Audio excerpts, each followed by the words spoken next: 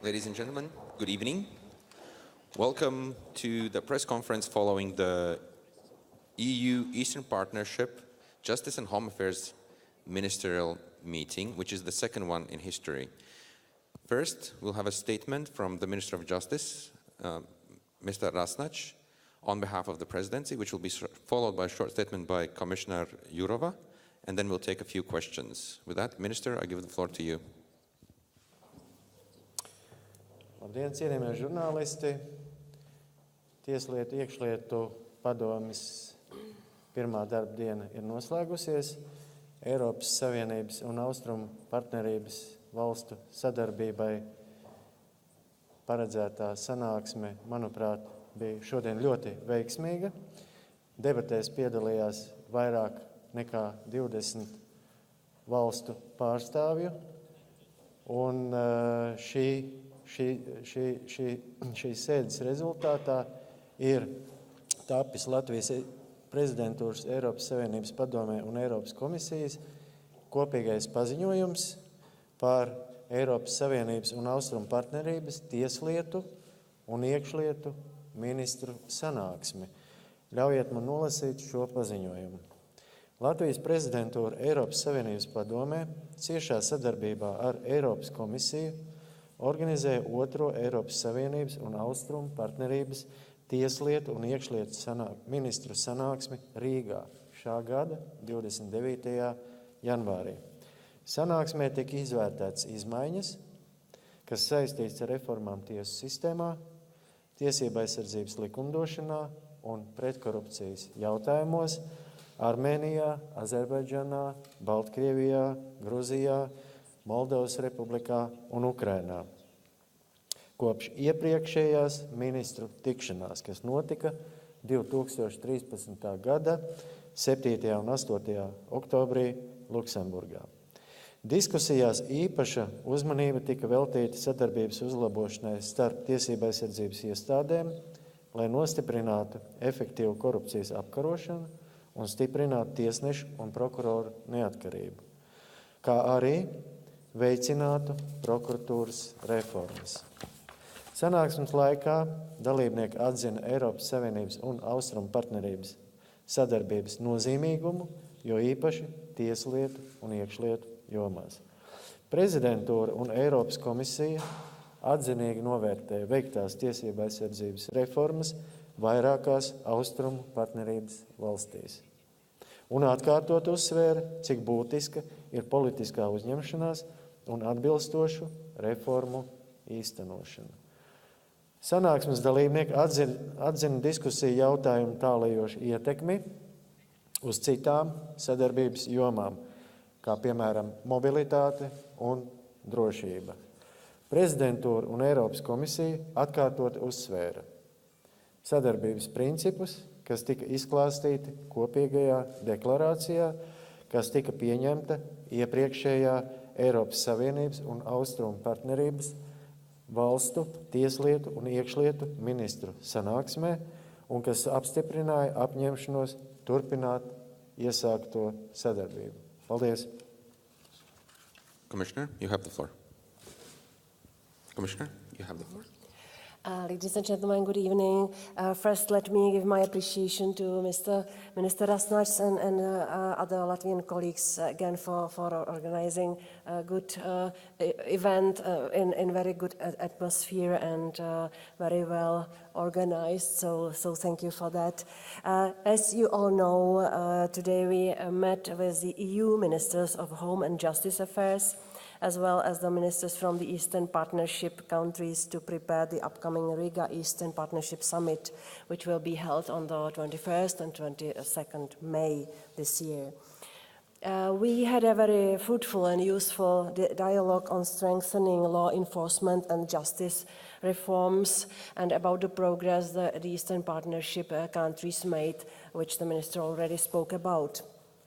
We discussed that justice reforms are a key step towards a fully fledged democracy and the rule of law.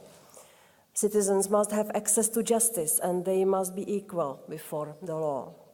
This is essential for citizens to be able to trust their justice system. Justice reform is a prerequisite also for sustainable economic growth, for implementing fundamental rights on the ground, and for combating corruption. Corruption and combating corruption was also one of the prevailing topics which we discussed today. Also, we discussed in particular the reform of the Public Prosecutor's Office, which is a specific challenge that has been facing many of the Eastern partners for many years. Reform of the Prosecutor's Office recently got underway in several countries of the region. It is important that the new legislation is implemented on the ground and soon. There is no one-size-fits-all solution, as choices depend on the legal traditions of each country, but there are European principles based on our shared values and embodied in Council of Europe standards that should guide on Eastern partners in their reform efforts. We are happy to see that the several Eastern partners are helping each other and the EU member states are supporting this process.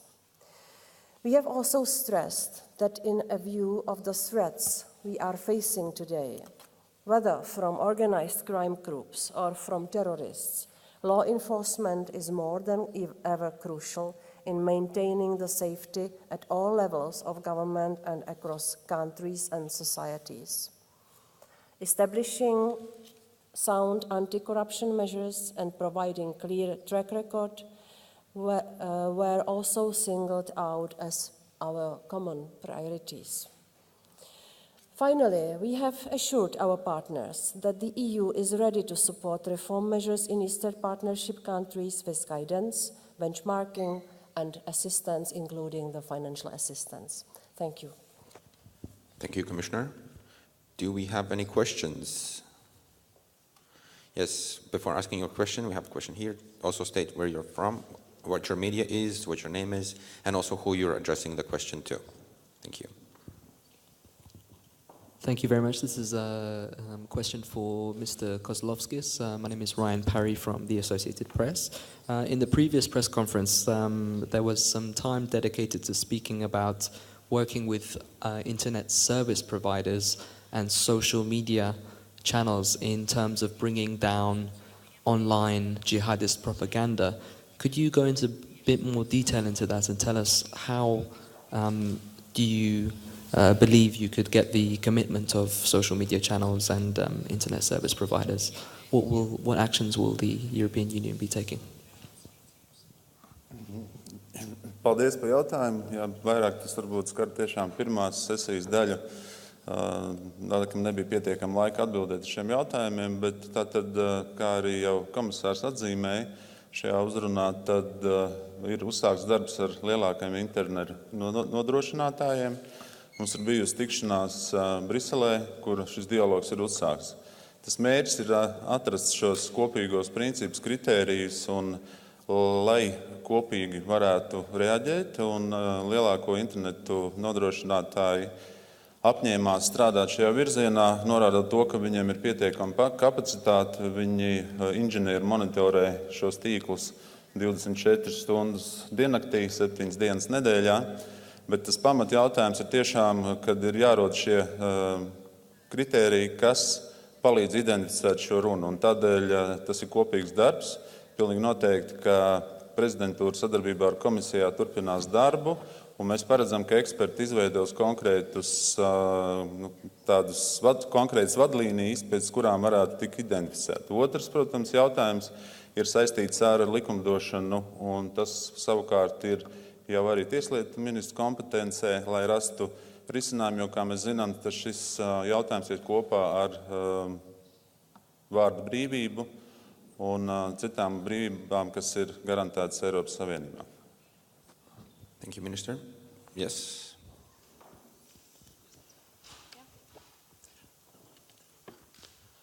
Sveicināti, Ainārs Lajējs, ziņu aģentūra Leta.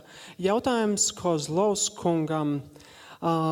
Ir runa par sadarbību terorisma apkarošanā, taču cik lielā mērā tiek skatīta iespēja, ka kādā no Eiropas Savienības dalībvalstīm varētu izcelties hibrīda karš vai kaut kas tam līdzīgs, piemēram, Krievijas izraisīts, un vai ir plānots koordinēt Eiropas Savienības tiesību sargājušo institūciju sadarbību, lai reaģētu šādā gadījumā un atbalstītu to dalībvalsti, kurā izceļās hibrīda karš vai kaut kādi tam līdzīgi apstākļi?